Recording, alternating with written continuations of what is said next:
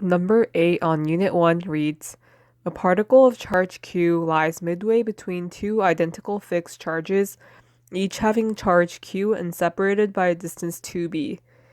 A asks, what is the net force on q when it is midway between the two fixed charges? So, based on this picture, you can see that for scenario A, it's asking when charge q would be right in the middle of these two fixed charges, which both have a charge of q.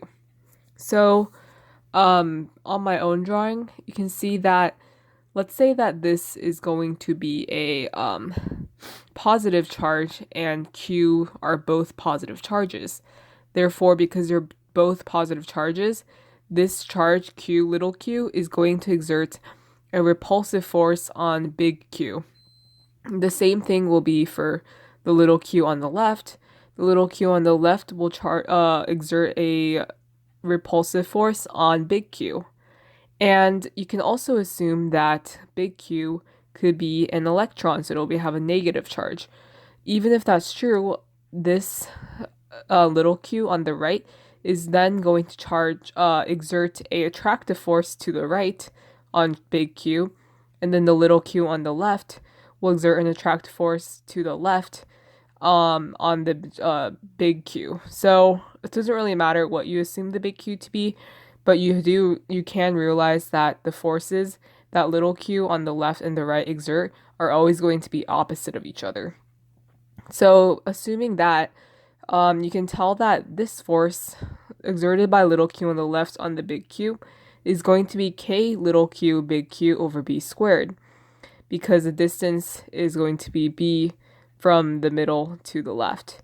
And the same distance applies, and except for the big little q on the right is going to be opposite the force of the left. So it's going to be minus k little q big Q over b squared.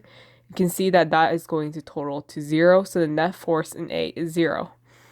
And for B, it asks you, suppose Q if displaced from the midpoint by an amount x as shown in the sketch above.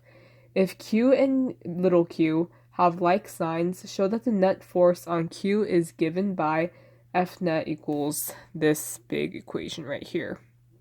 So, if this big Q is displaced by a distance x to the right, then you can see that this whole distance is going to be b plus x, and then this distance from the big Q to the little q on the right is going to be b minus x. So that's exactly what I did. I did kq big Q b plus x squared minus k little q big Q over b minus x squared. And you want to find the common factor. This is going to be a square, so it's b squared minus x squared. And I multiplied this one by the common factor, b minus x squared, and this one by b plus x squared.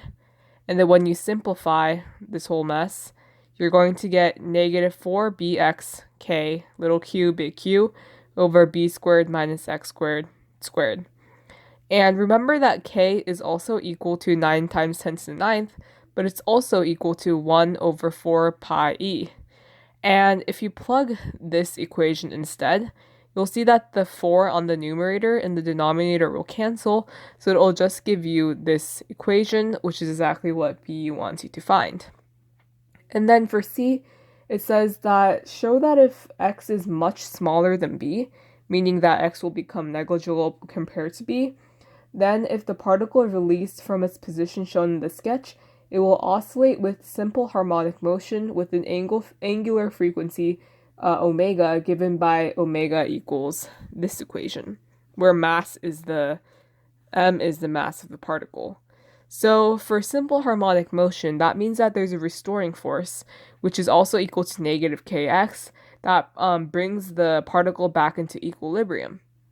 So what we see is that the net force is equal to negative bkq big Q over pi eb to the fourth times x.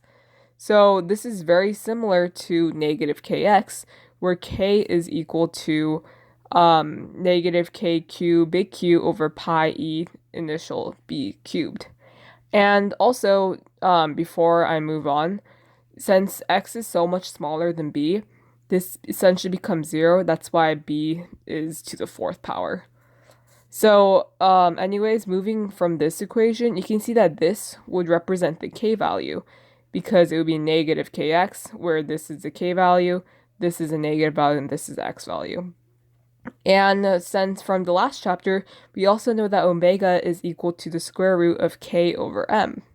So since you know what k is, which is going to be k cubed big Q over pi eb cubed over m, you see that it's going to be equal to this equation.